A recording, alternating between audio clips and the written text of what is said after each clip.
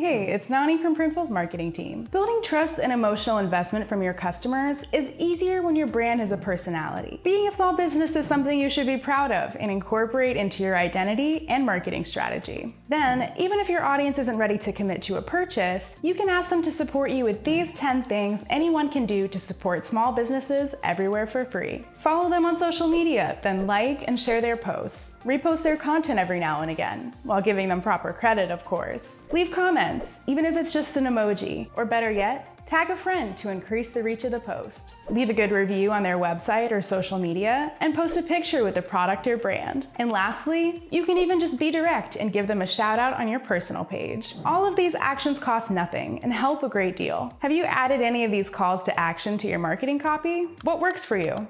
Let us know in the comments below.